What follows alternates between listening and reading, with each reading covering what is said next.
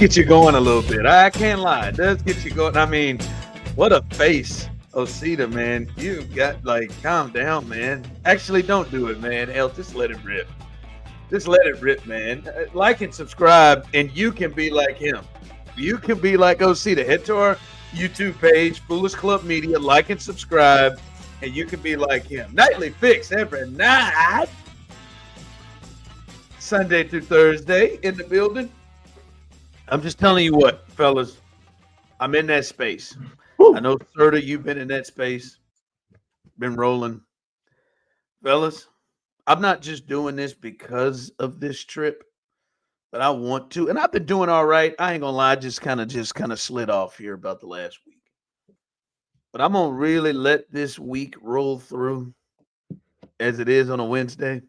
I'm gonna let this week roll through, but I'm gonna really get on the Get Sexy, Get Your Body Right track coming up next week. But I'm going to let it go this week. But I'm going to really get on the Get Your Body Right. You're just gonna start next week. You're gonna start in the next 7. Listen, is this week already done or what? I mean, I'm not going to just I'm not going to buffets or nothing back to back to back. But I mean, I'll drink a little bit. I'll let it ride. Then next week, I'm going to jump back on it. Like, we came back from Florida. We came back from Disney. I was sick. So, I couldn't really just stick to what I've been doing. Just been rolling, no sugars, laying out the carbs, whatever, getting out, working out. Couldn't really do it. Wasn't feeling good. I really just was eating soup and eating like bread. And then it kind of rolled into maybe like the last week and a half, and I'll just let it roll. But I got a little trip to Aruba coming up in June. Oh shit! I got a little trip to Turks and Caicos coming up in August. So I'm not just for that, but I'm gonna try to get it in. Now I'm feeling better, and I'm not gonna lie, I didn't feel great about that Jimmy John sandwich I had yesterday. It was delicious. Shout out to Jimmy John's. Shout out to Jimmy John's. It was delicious. They caught me. They got me. See, this is why we need to sponsor. We got to have some because they get you. I got caught. I didn't know they had started making hot sandwiches. I didn't know that they went into a toaster. Not into that. I didn't know. Like sandwiches, but not from Jimmy John's. That's not a hot sandwich place. You don't fucking know. You've never had it. What are you talking about? I miss Quiznos. What happened to Quiznos? There's one. I've seen one. Slotsky's is cool. They've got about 3. They got a little roast beef and cheddar joint, a little horseradish sauce. I said, let me slide and try it. Slid and tried. Fantastic. Shout out to Jimmy John. A fantastic thing. That's a stupid thing to say, sir. Like, allow them to make. They've never made they've never done it. Yeah, but like Quiznos, okay. Not a hot sandwich. Cool with the hot sandwich from Quiznos. Schlotsky's was good. I don't think there's any Schlotsky's in Kansas City anymore. No, there's one right by the job. I'm not gonna lie. Planet Sub, I'll destroy some Planet Sub. But Jimmy John's has a good thing going. I don't need them to start making my sandwiches. Do you? Hold on. I know what I get from Jimmy John's. You love the Jimmy John sandwich, right? Yeah, it's good. It's solid. So why do you think they can't? I'm not saying they can't. I'm just saying I don't need it. I don't need. You don't need it. I don't need them to expand into the hot sandwich game. Well, fine, your ass don't. I just don't understand. So you're saying you won't even give it a try? No, I have no interest in it. Kind of picky. That's kind of picky. That's the dumbest thing I've ever heard, though. You know they make a good cold sandwich. They're venturing out. They're expanding what they do. They're making some different moves. They make a good cold sandwich, and you're like, nah. I'm not gonna try. I like what I get from Jimmy John's. I don't need to change it up. Good Sense, another good sandwich place. They can do hot and cold, but I go with cold from Good Sense, and I like what I get. That's stupid. I'm not calling you stupid. I'm just saying your thought is stupid. That's like when people are just. That's like when people are just like, "Hey, baby girl, I'm not calling you a bitch, but like, what you're doing is bitch like." You know what I mean? Like, no, that's what it is. This is.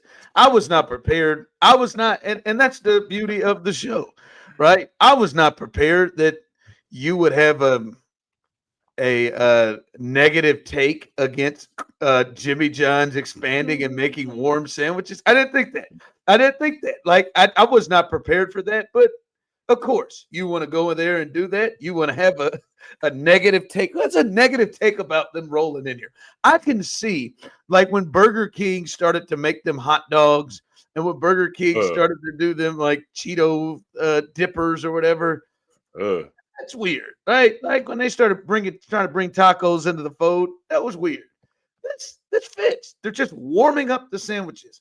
Gee, I bet those poor Jimmy John's workers despise it too. I bet they hate it. They're like, why? I do not get paid enough for this shit. No, like, when I got hired, I was supposed to do bread, meat, cheese, bread. That was it. Bread, meat, cheese, bread. And now I have to put it in the toaster. I have to do all these other things. Do you want aioli? I don't know.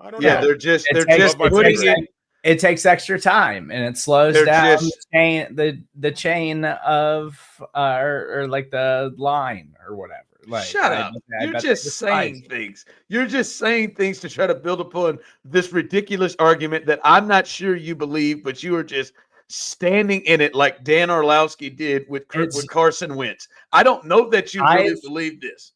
I've worked in kitchens. I've worked in fast food establishments, fast casual in my youth. And I guarantee you, all of those poor employees at Jimmy John's despise having to toast those sandwiches. You don't know that. Everyone, listen, I'm going to be honest with you, Serda, and I love you. I love you. And this comes from somebody who is going to be fourth, pushing on third, kind of like the Lakers are on the Nuggets right now. He's about to say something messed in up. your wedding. But, Steve, everybody don't think like you. Everybody ain't like you, man. Like, I'm just saying, no. They're like people watch bad television. So most people have at least one bad television show that's like a guilty pleasure that is not a cinematic masterpiece. You stand in it. I know you have interest in watching one of these things, but you have to stand in it and you just do it. Everybody's not like that. Clearly, that's why we have 118 Real Housewife franchises. That's why we can't get enough of blind dated love or whatever. But you do this stuff, right? Like you listen, those people in there may welcome it. They may be fine with it. And listen, I walked in and watched the process. And it's very simple. They're still doing this. Osita said meat and cheese and veggie meat and cheese. They're still doing it. They just run it through that little nice toaster. And it was delicious. The bread warm. Woo! That bread, that Jimmy John's bread that they use, warm, fantastic. I know a lot of white people who like to go up there and get the Jimmy John's bread, and that's how they make their stuffing. They chop up God.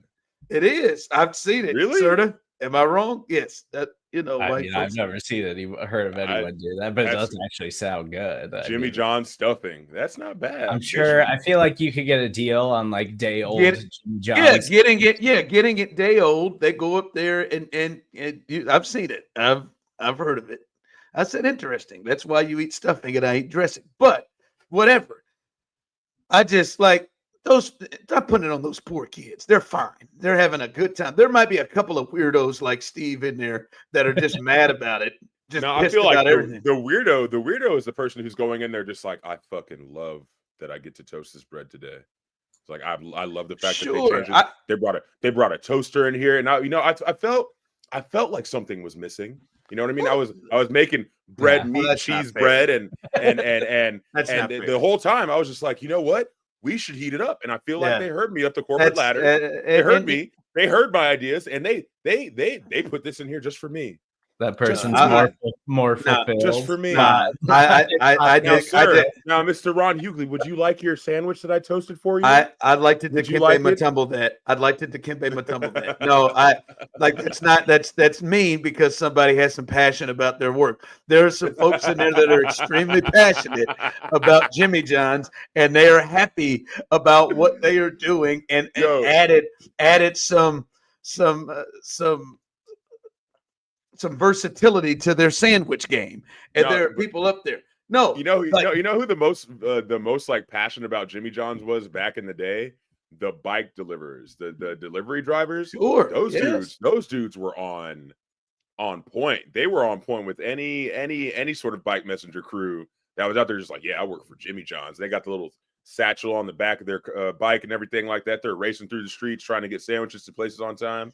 Like, they love their fucking job. I'm guessing that there aren't that many people working at Jimmy John's that is pissed off about change, that it believes going to the grocery store is a war zone, and that they have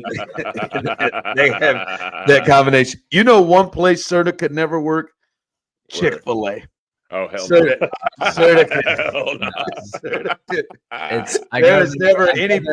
There's never any point in your life, even when you were younger, that you could have fit their culture of what they're looking for. Not a chance. And I go there for breakfast sometimes. Like, so I like the chicken biscuits or like the breakfast burrito. And sometimes, you go in there on a Saturday, like after going out on a Friday, and you're like struggling. The last thing I want is the Chick-fil-A person to be overly talkative to me in the drive-thru. And every time they're just how would you like your Chick-fil-A today? Yeah. Yes. Yeah. You'd like your Chick-fil-A? Can I get a name? How you doing? How's it going? Got a busy day coming up? Doing all right? No. Yeah. You look like you're sweating all the alcohol from last night. You good, buddy? You want some juice? Serda, man, I think you need to just give me my chicken biscuit that I'm gonna crush in the car on the way home.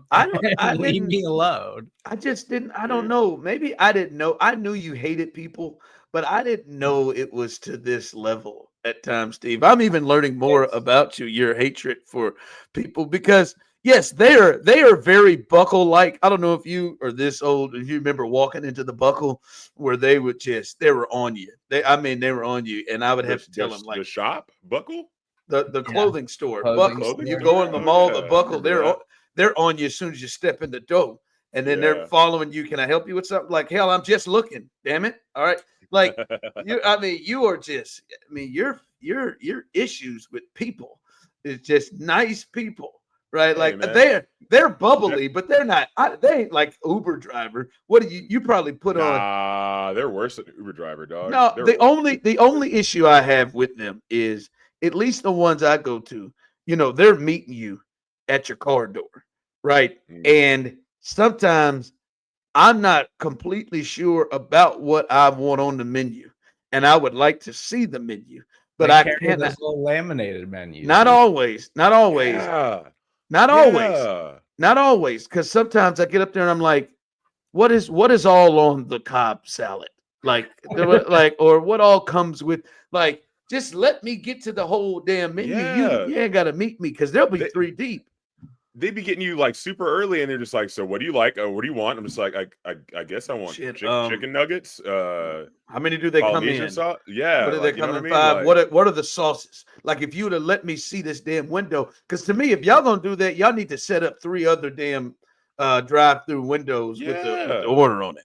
Like, you know what I find myself now? I try to get prepared, and I think it's over the top, but I'll get on my phone and pull up the Chick-fil-A menu. That's probably what they want. That's what they want you to do. See, that's what they want you to do. They want to do less work. They want less work. See, that's how Chick-fil-A gets you. They want to do less work for themselves, right? They should be advertising their own menu, but no, they make you pull up the menu on your phone before you even get there. I think you're going over the top. I think you're going. That'd be crazy. I think you took it. I think you took it. They're basically just like, well, if you downloaded the app, you would know what you wanted. That's not how they are. And we want you. And we want you to pay with the app. We want you to pay with the app. We want you to get on to download our app so we can have all your information so we can sell it. We want all that. That's what we want. You're weird. That's what we want. This is over the top. This better be good because Osita is calling for a heat check. This better be good. All right, now you got me started before I even got going. I want to talk about the tush push. I want to talk about a few things. I want to talk about the career ending of Deshaun Watson, and you're jumping into us about this heat check. This damn thing better let's go, baby. Let's go. Let's go.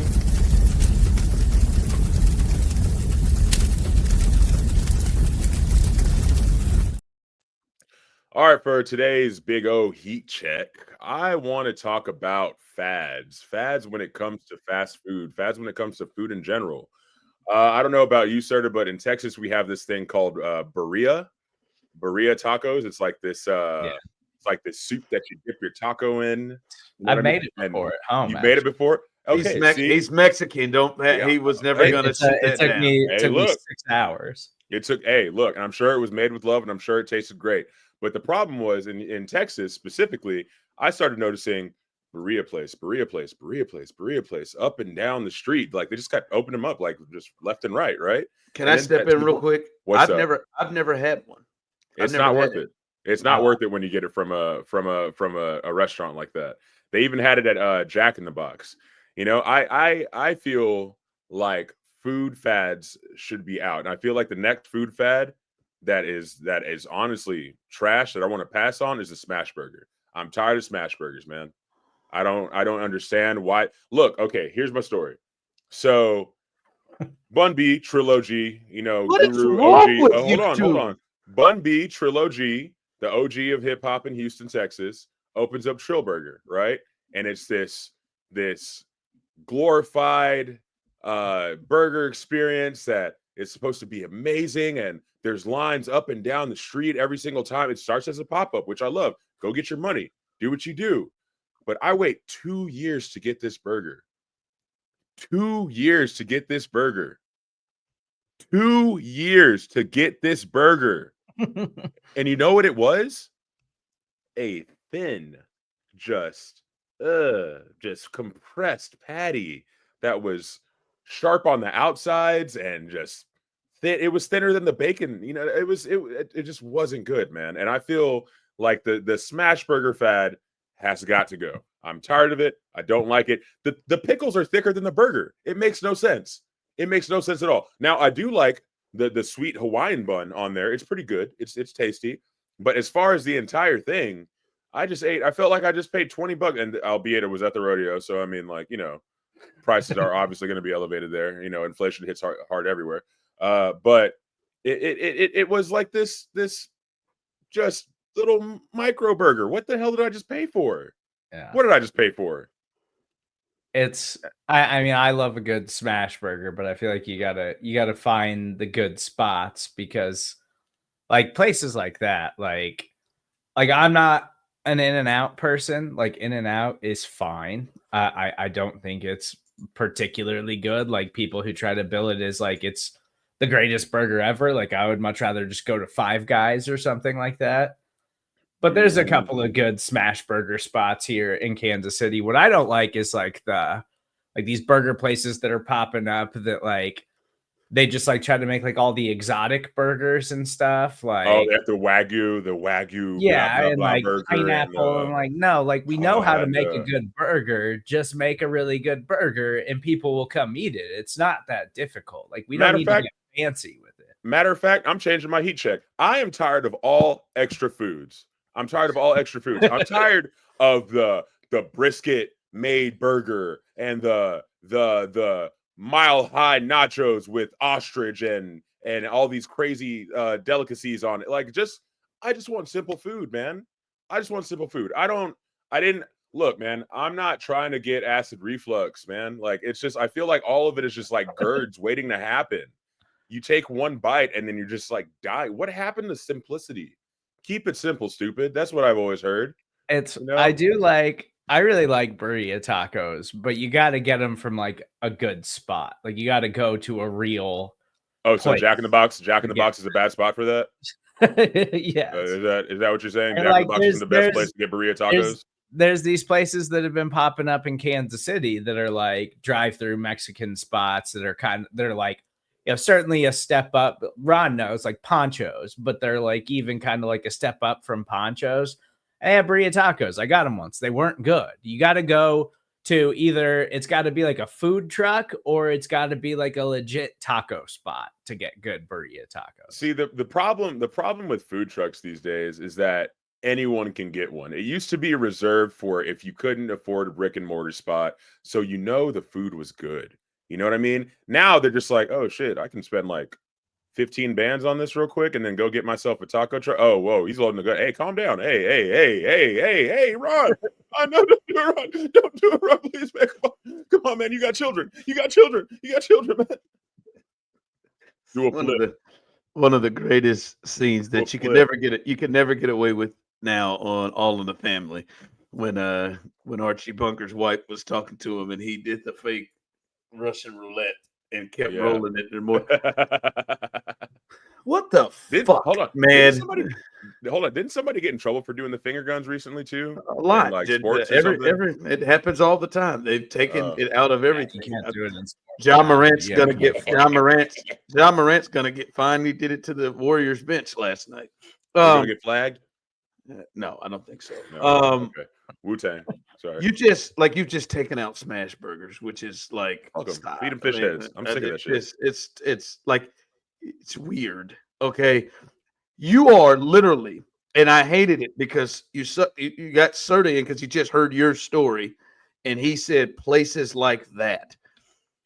You are seriously the first person I've ever heard have an issue with the smash burger.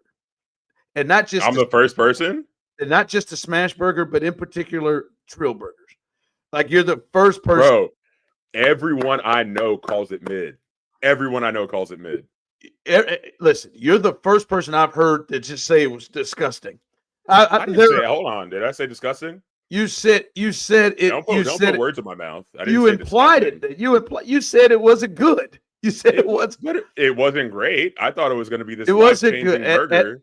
I think, to me, the lowest thing I've heard is it's a thing like the Popeye's chicken sandwich, where it was so anticipated and everybody was eating it, and you ate it, and you had these high expectations, and it was it's like a chicken sandwich. I think I've heard a lot like it's a smash burger. Listen, I particularly love them. I think maybe your issue was, and maybe because you were at the rodeo and they're trying to get them out quick. I've never just had a single patty. I had to wait 30 minutes for that damn burger, dude. Well, I know you had to wait. If it's a smash burger, you got to go double. I know you had to wait 30 minutes, sir. That they were trying to get them out quick at the rodeo because they had long lines. But you got one single patty. I've never had the Trill burgers where it wasn't multiple patties. Like, I think I've had them with 2 or 3 patties. And I think that's a lot of the things that people do with smash burgers. In fact, I would imagine they're trying to get that out. Your first attempt to try probably wasn't a good one at the rodeo to pay for it. My first attempt was at NRG at the stadium. They brought them up to the suite, and I promised to God I had 5. I had 5. Nice. That sweet life. That sweet life at NRG while I had out there working his ass off. That's fine. Listen, you made the at the Beyonce game, just outside in the cold and the rain. You made the bad decision. Photos. You made the bad decision to try Trill burgers for the first time at a rodeo. That's on you. That is not me. All right, I'm just telling you my story. You told us your ridiculous story. I'm telling you mine. I had 5 of them, and they were delicious all the way. I don't think the fries are that great, because the fries are very just generic fries. I thought they were good. I give it probably a 7. Solid. I think a lot of it does come because of Bun B's attachment. I think the box and everything is cool, and I think there's a lot of support to Bun B. But to just take out smash burgers, I don't think that we need to just take out smash burgers. Maybe you prefer a thicker burger. That's fine. I like them all. I like a good, what'd you say, Five Guys? Like a good Five Guys burger, it's a thicker one. I like, hey, man, throw on, baby, give me 2 or 3 smash burgers, bam, with that cheese on the inside, crispy, delicious. You're just taking out damn First off, a Houston legend. We're never going to get Bun B on the show. Hey, look, no. Hey, look, hold on. That's it. No, this is what you've done. I am an OG UGK fan, riding dirty. I still have that in my car. Yeah, you just ran his burger down to the ground. If you want to mess with the nightly fix, I got you. Maybe I want to try a double or something like that. All I'm saying is, if we're taking regular patties and compressing them, and you have to get multiple patties in order for it to feel like a normal patty in this economy, it does not make sense. Does it make sense to have more patties on this thing that end up feeling like just one normal patty? No, it doesn't. No, it does, champ. They're made different. All right, they're not. They're made. It's made different. There's just multiple ones on there. There's a crispy, as you described, crispy, thinner patty. I know a lot of people who prefer that, and they're piled on. It doesn't taste just because you put three smash burger patties with cheese in between them on there doesn't mean it's going to taste like a Dave's double at Wendy's. They're two different type of patties. I just can't. It just depends on how it's prepared too. Like I cook a lot. Like I'm a wonderful at home cook, and so I make lots of things myself. I don't. I don't really eat out. Burgers at home. We got smash burgers at home, baby. We got smash burgers at home. Man. We don't even need Trill burgers. What? What's wrong with this guy? A lot of it is. I'm a wonderful cook. I cook all the time. Yeah. You think Jerry Jones eats smash burgers? Probably. If he does, he shouldn't. I think he does. I think Jerry eats a lot of like bad shit. Like I don't think Jerry's diet and the foods he eats, I don't think it matches his bank account. I think Jerry loves him some good smash burgers, those tacos like a hole in the wall spot. I bet you Jerry has a fast food spot that's his go-to. I don't know what it is. It may be an In-N-Out. It may be some. I don't like Jerry strikes me, and I think he's losing it. But he strikes me as a guy that just continues to eat the way he did when he was in Arkansas, because that's where he's from. I bet he smashes the shit out of them bad boys. Did you ever hear that story about Michael Jackson and what his rider was? So on his rider for every show, he needed 5 buckets of Kentucky Fried Chicken. And that was mostly what he ate on tour. And matter of fact, when he went back to Gary, Indiana, sorry, Gary, Indiana, calm down. Hey, I'm just trying to walk you through it, man. I'm here. We're here, baby. It's okay. It's a nightly fix. Like and subscribe. When he went back to Gary, Indiana, everybody thought it was like the second coming of Jesus and stuff like that. He went to KFC and waited in line, like not waited in line, but like pulled up in his limo and everything like that and pulled the window down and was like, "Hi guys, hello." So he ended up buying out the entire KFC, and everybody was like, "Damn, I mean, he just bought all the chicken here." And then he ended up throwing out the chicken to the individual people and just like being, "You get a chicken, and you get a chicken, chicken for you, fried chicken for everybody." Yeah, so Michael Jackson, he's a real one. It's just really disrespectful to do his voice in that manner. You get a chicken. I thought you get a chicken. You get a chicken. Everybody gets chicken today. Y'all want chicken? Here you go. Hey, my man Jerry is losing it. I think Jerry is absolutely losing it. What he is doing with Micah Parsons is absolutely insane. And the disrespect that he had to David Mulugeta.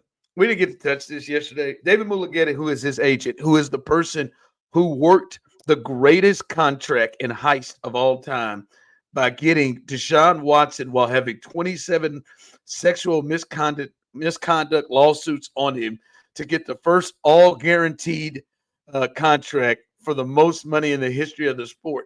He got that deal. He did over $1 billion last year in contracts. He is the hottest agent in the NFL. Jerry, in his talks about the contract situation with Micah Parsons, he goes, "We've got a lot of the contract, big aspects of the contract extension played out. Terms, guarantees, money, all of those things we've had a meeting of the minds on. Agent David Mulugeta has not been involved in the nitty-gritty talks. Jerry says, I'm the one who signs the check, and Micah is the one who agrees to it. Later, Jerry said, I don't even know Micah Parsons' agent's name. Jerry's been doing this for several years. Seriously, though. I think he's losing it downhill for a while. The Cowboys are a directionless franchise right now. Like they're just tanking because Jerry has no business being in charge of anything. Is he doing it on purpose? And Stephen Jones just says, yes, sir. Like whatever senile Jerry Jones wants, Stephen Jones is just like, okay, cool, whatever. This is almost as bad as no offense to the Democrats or Biden or anything like that, is like when Biden was kind of slowly fading and stuff like that. Great. Didn't Jerry Jones have like a slip where he was talking about glory holes like a couple of weeks ago or something? Yeah, but that was I think he had for a long time. Yeah, but I think that was a point where Jerry was 100%. I think he knew exactly. That was 100%. Yeah, but I don't think there was it's not all glory holes out here, guys. It's not all hand jobs. That wasn't a mistake. It didn't say hand jobs, but it should have. That wasn't a mistake. Jerry knew exactly what he's saying. Jerry came out and said the other day, like, I think us adding Derrick Henry would have hurt us. Like, he has started to say 1,700 yards rushing Derrick Henry. He has started to just say things that just don't make any sense at all. And this is the latest. There is no chance in hell that that you guys could have the terms, guarantees, all the big important aspects of the deal, and you don't know who his agent is. There's no chance. And Micah came out and then said nothing will happen in this contract without David Mulugheta. David Mulugheta is in charge of everything to do with my contract. I trust him. He's the best agent in the game. Of course. Like, it is so, like, you know how disrespectful that is? And Jerry doesn't give a shit. And I don't even know if it's that Jerry doesn't give a shit.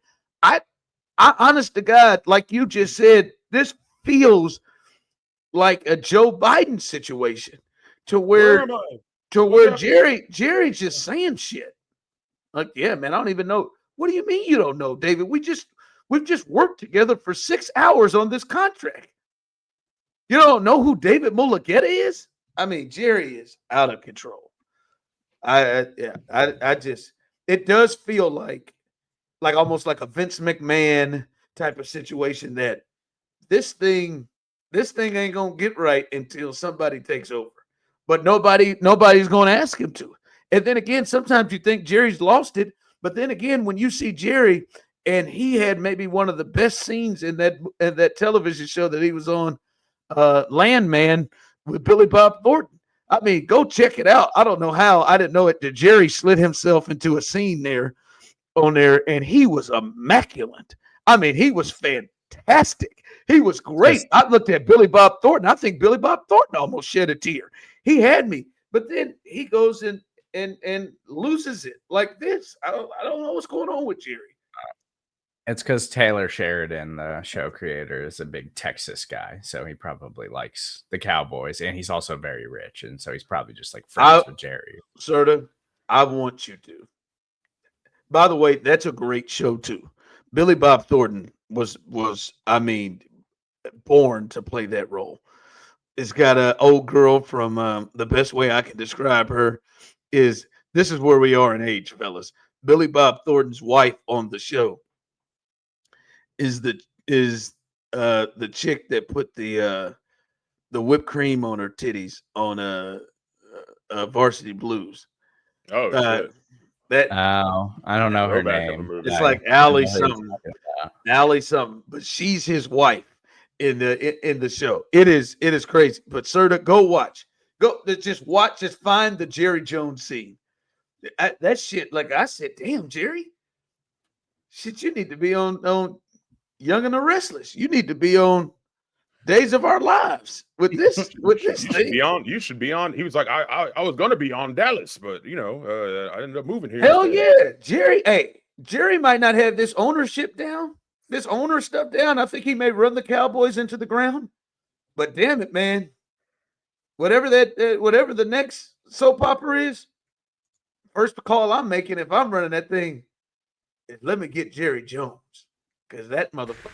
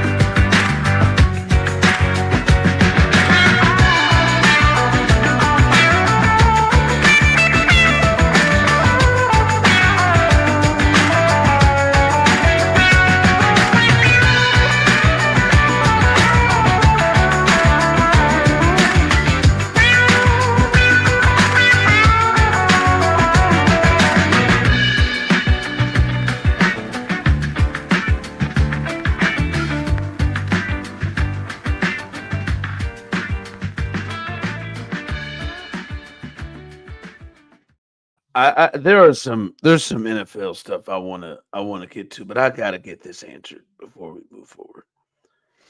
Serda, please tell me that while I was talking about Landman, that it caused you to look up the show and that you did not have the creator of the show off the top of your head.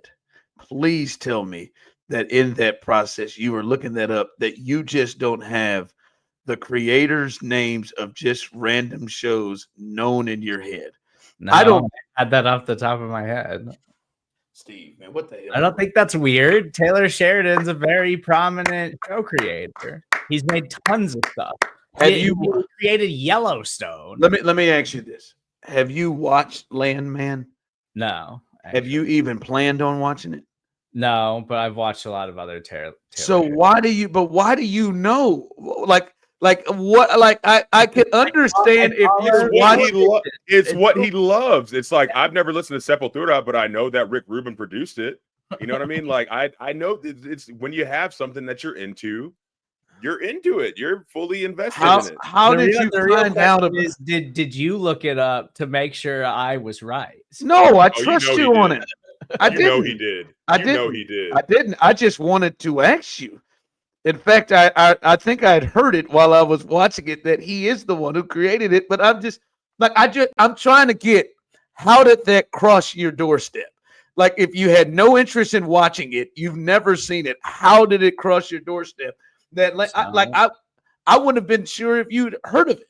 Because I just follow lots of TV and news websites and things like that. And so I read things when I see things, and I just see things come up on social media or whatever. And Taylor Sheridan's made other things. Like he wrote this movie called Hell or High Water. That's fantastic.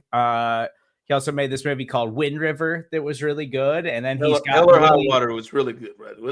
He's gotten really big into TV in recent years, and he's got all these shows out. He's making like 1 billion shows, and he makes a ton of money off of it. That's why he keeps cranking things out. Like he does Mayor of Kingstown with Jeremy Renner. That show's pretty good. I encourage you to check it out if you haven't watched it.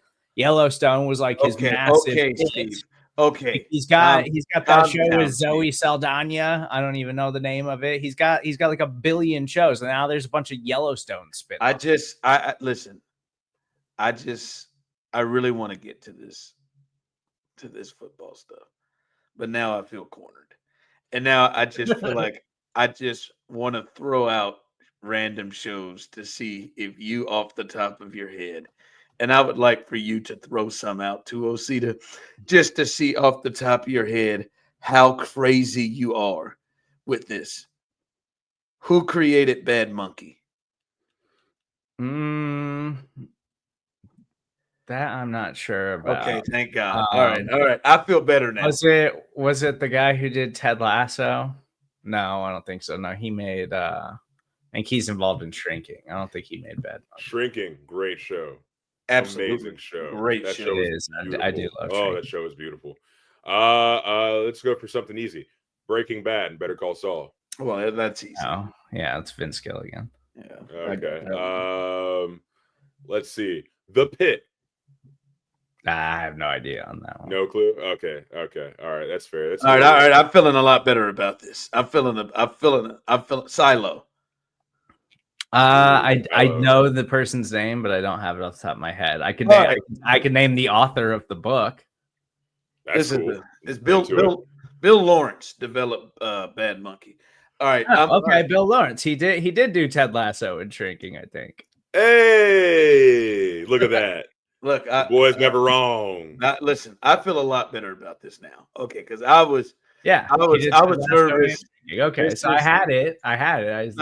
No, you clearly you didn't. But I feel a lot better about this. You were scaring me. Like I'm just sitting here during that whole break thinking, did he looked that up? He looked it up when I said Landon. Because like Taylor Sheridan's just making so much stuff. That's why I know who he is. But TV's generally tougher because it's not as like prominent as like movies. Like movie directors, I could just spout stuff all day, probably. All right, well, let's not do that. I know that's your wheelhouse. I know that if you were on the show, and I think a great show, one of the greatest recent developed game shows. If you were on the floor, I feel like that would be your category. Like movie creators or directors. I think that would be your category. Gotcha. Mine would be failed vice or failed presidents, presidential campaigns. That would be mine. That would be my category, and nobody would want to choose me. Failed campaigns. Like that's my other weird nerd part, is I know a little bit too much. Like I can probably give you all of the vice presidents into the 50s, from now into the 50s. Very, very strange. But the NFL is having their owners' meetings. I know that's nerdy. I know it is. The NFL's you saw I was gonna say something.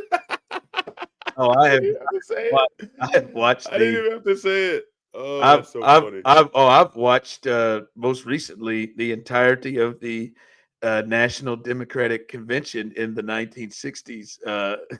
I've watched the entire thing here recently, very thoroughly. Adlai Stevenson and company. Anyway, but see, hold on. So, I'm glad you're like an original nerd. You know what I mean? Because I feel like nerddom like got translated into this weird thing where it's like, oh, if you like comics and anime, you're a nerd. Nah, man, you a real OG nerd. Like you have like weird, specific taste and facts that are just like in your head and like yes, politics. Man. Yeah, when Mayor Daley and all that thing started getting on, they were fighting in there, and Dan Rather got punched in the ribs when he was trying to get the story in that national. Anyway, but they're having the owners' meetings. Good. They're having the owners' meetings, and they're voting on rules and things right now. And Roger Goodell said the NFL owners are going to discuss a lot of things. I do want to get to the tush push, but I want to throw this thought to you all and the people, is they're discussing moving this thing from 17 to 18 games, moving it again to 18 games. And I think it's probably going to happen. There is money involved in this thing, which is going to probably make it happen. But my question to you is, what's the threshold of too many games for the NFL before they turn into the issues that all of the other sports have? See, the NFL has become the most popular sport in this country, obviously for many reasons. But I think one of the biggest things for them is, as years have gone on, the way that people are, the attention spans of people. 162 baseball games used to be a fun thing for people to be into. Now, nobody really gives a damn about regular season stuff because, like what we discussed last night, it's all about what do you do in the playoffs when the games matter. So when you got 162 baseball games, hell, there's 81 dates at home. You feel like you don't even feel like you have to watch every baseball game, right? There's 82 basketball games. There's 41 home dates. You don't feel like you got to miss. You can miss some of them. Growing up my whole life, in our lives, there have been 16 football games. Like that means the urgency to win is huge. You start 0-2, like all of these games are important, right? The Brewers are 0-4. We're 0-4 going into yesterday's game in baseball. They got 157 more. Like they can make this up if they want to. One of the big things about football is they are lucky enough to not have to deal with it. It's one game a week. For each team, and there's a thirst for it, and you want to keep coming back. But they've risen this thing to 17. Okay, fine. They've risen it to 18. This is all about money, and I can assure you that if money talks, they'll keep doing it. Football, college football, NFL has done it. But I'm asking you, what do you all think the threshold is? And all right, if they get to this amount of games, like it will make it less important. It will make every game less important. I mean, I don't think 18's that number. I think we'd have to get a lot higher than that. Yeah, I don't think 18 is either. tuning out. I think right now it's like, let's say we got to 20 in the near future. I think if there was 20 NFL regular season games on right now, if there's NFL football on, people would watch it. Like it's just it's so much now in the NFL in a way no other sport has in this country, has just dominated in every way to the point where it's a year-round thing now. Everything is monetized, everything is sellable, everything is to invade your private time and get you to watch games, get you to gamble. Like sports gambling used to be illegal. Now the NFL is in bed with all of these sports books and heavily investing in them and buying ownership rights in a lot of them, because they see how much money they can make off of it. Not only are they doing that and adding games multiple days a week so they can try to run every single day of the week, because nothing dominates television the way the NFL does anymore. Like network television used to be the thing that dominated TV. It doesn't happen anymore because of streaming. So network television doesn't even exist that way really anymore outside of older people. Nothing dominates television ratings the way the NFL games do, to a point where they're even trying to expand around the country or around the world now. And they're moving into all kinds of other countries and trying to play all these expanded games across the globe, because they're expanding everywhere they possibly can. They talked this week at the owners' meetings about expanding into like Arab countries and one day playing a football game there. Like, I don't think there is a number in the foreseeable future where it would be too much, where people would lose interest in football. Football has taken over in a way no other sport ever has before. Osita, if there were, I like the number he went with 20. Osita, if there were, and I know you're probably a casual fan, right? Mm-hmm. But I mean, right now, there's 17 games, right? You feel like I'm gonna probably catch 17 of them. 20. If 20 is the mark, do you think, you're a Texans fan, Serda, you follow the Chiefs the most, you're a Chiefs fan, you all think if it was 20, you would still watch all 20 games? I think I would still watch all 20 games. The thing I would start to worry about is, okay, so you said there were 17 games last year, right? They just moved to 17 like 3 or 4 years ago. Okay, so wasn't there like correct me if I'm wrong, like a 15-day stretch or something like that where the Texans had to play like 3 games back to back? No, you're wrong. It was 11 days. Yeah, it was like 11 days, 3 days. Okay, yeah. Do it too. Okay, so because there's only I'm sure there's only a finite amount of time in which they want to show these games. They have 17 games in a certain amount of weeks. Every team needs a bye week, and you got to make it make sense before playoffs, right? If they're going to try and fit it into, they're either going to have to extend the amount of time that the regular season is, or they're going to have to fit it within the short amount of time. Where I get worried is that the injury list is going to start looking crazy. I feel like the more games that you have and stuff like that, you're going to end up having people like really, really hurt themselves. They don't give 2 shits about the injury factor. Yeah. They out here trying to make this money. They had 3 or 4 teams play 3 games in 10 and 11 days. They don't give a shit about it. They're playing Thursday nights, right? Wow. They're having cats play Sunday into Thursday. It's not about that. And the other part you made is there's no fitting into it. The NFL doesn't give a damn about anything. They will stretch this season into March, right? Like it's in February now with the Super Bowl. I think they would add, if it added 8 to 20, they add multiple more weeks.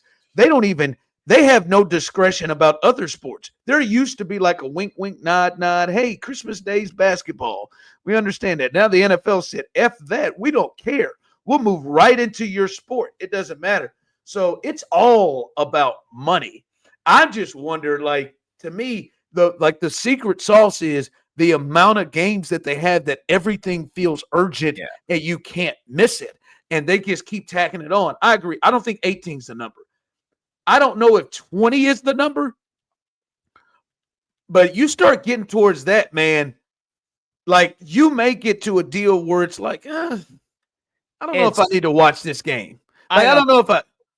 Well, and I don't know if it's going to keep just going up and up and up, because That there's just so much that goes into it. Yeah, and I totally agree. And the NFL players have the worst union of any of the professional sports. Like if baseball tried to do something like this, the baseball union would throw a fit and it would never ever pass because those players have more power than in the NFL. Because in the NFL, they have gotten by on this model of star players make all of this money, but then we've got 53-man rosters, and everybody at the bottom of the roster, they have minimum salaries, and they're making like $500,000 a year, which sounds like a lot of money to us. But NFL players who are putting their bodies through that and all the grueling stuff they have to do, like it's not a ton of money. And so whenever these things come up for a vote and they have to negotiate union deals, the owners always get what they want and the players always get screwed because the guys at the bottom are so desperate to just stay in the league because they generally, when you're not a great NFL player, your career lifespan's like 3 years. And so you're just trying to get as much money as you can. And that's the problem with this stuff. I don't know that there's a legitimate number like in the foreseeable future where people would start losing interest, but it does like ask a question like, is there going to be a point where it's just like too much? Like it's too much to consume and you simply don't have enough time for it. Yeah. It's a problem with like NBA and baseball. Like sure. There's just too much. There's too much for you to consume and you simply can't watch all of it. And also there's not an urgency that you have to consume all of it, right? Like I do think the more games you get, I think there is a potential the more like some games become meaningless later on. Like that could happen with early on. Yeah, right. Yeah. Like or at some point in the middle. But you brought up streaming, and this is why I think I wouldn't be surprised if we got to 22 games, because what's going to happen is we saw what Netflix paid just to get Christmas Day games. And nothing, as you said, sort of brings numbers the way that the NFL does. And it brings your numbers to everything you watch. And then they got the commercials. They got all their shows. We got Amazon Prime is involved in the NFL. Netflix is now. All of these, Hulu's going to start showing. I bet going to try to get live games. And now the NFL needs to fill these games and get this money from these spots. And they're going to do that. And they're going to add more games. And I don't know. I don't believe 18 is it. I don't know if 20 is. Maybe. I think as you get to 20 or beyond, I think you're flirting with losing the urgency factor of things. And the other part to what I think Osita is saying, but I don't think they give a damn about this. Because I think right now they're in the thought if we just put it on, people are going to watch. I think you're going to see a less entertaining game because you're going to probably have injuries. You're going to have guys out. There's more of a likelihood that your star players are going to miss time because it's a violent game. And hell, we'll probably start to see what has no pun intended with baseball, torpedoed basketball a bit is you would be a fool if you don't load manage some of these players, right? Mm-hmm. Like if I got 20 games, I'm not playing Travis Kelce 20 games. I'm not playing Nico Collins 20 games, right? Like I'm giving a night off, a Sunday off. And then that will, I think, potentially be a real negative thing to the sport when the star players aren't playing the sport. When they're just like, you know what? Let me take a break real quick, because especially if they're not playing and they're not injured. If it's perceived like basketball is, it's like your boy LeBron not showing up when he doesn't want to show up. He's like, I just don't feel like playing today, and I just don't feel like playing today. I would like to step in. Imagine Patrick Mahomes just being like, man, I just don't feel like playing today. I'd like to step in and say that is one of my biggest pet peeves of narratives in sports. Like, I know you all think that these basketball players, first off, LeBron is the worst one to use because he plays. Like, when LeBron's healthy, he plays. But the thing that gets me is that there is a true belief that the NBA players walk in and they determine to the front office and the coaches if they're playing or not. Like it's what happens in the NBA would be the same thing that happens in the NFL. Is the team and the player, they would come together and make a decision of which is best for the team. Right? Like LeBron doesn't walk in and say, "Hey guys, I'm healthy, but I'm not playing today. I've made that call." Like that's not how it goes down. Ideally, but I mean, there's certain situations in which, and I suppose this is just like the facade that is the LeBron aura. You know what I mean? Like he seems like he's bigger than the team. That's just kind of the vibe that he gives off because he is, in your words, the greatest of all time. So it does kind of feel like he can pick and choose. And so, I mean, he might not be actually picking and choosing. It might be like a team decision with team doctors and statisticians and people being like, this one's not that important. This one's more important, blah, blah. Let's rest your body, blah, blah, blah. But at the end of the day, because he's big dog, everybody's going to be like, oh, yeah, big dog don't feel like playing today. Yeah, again, Again, he's the worst one to use because he is not like he is one that plays, but he is used because he's the face. But like Kawhi Leonard alone is not walking into the Clippers and telling him, "I don't want to play." This is an organizational plan of, hey, we know you have these knee problems, so we're gonna sit you down. That's the same thing that it would be. Like it's happening now.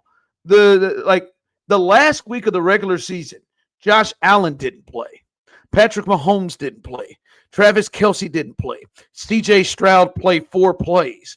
Lamar Jackson, like a lot of like star players didn't play the last game of the regular season because they didn't have much to play for.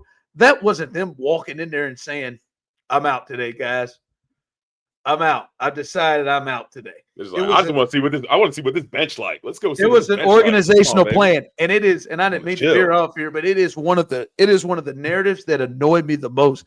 That there is a true belief that Anthony Davis comes in and tells these teams when he wants to play and when he doesn't, and that the team hands are tied, and that they just come in and make their lineup every day and say, "Well, I guess Ant's not playing today." Like, no, it's a group. When Popovich started it, Tim Duncan didn't walk in and say, "Pop, I don't want to play." This was a game plan. Hey, before the season starts, we're going to play you 60 games or less, no more than 60, because we want to keep your legs.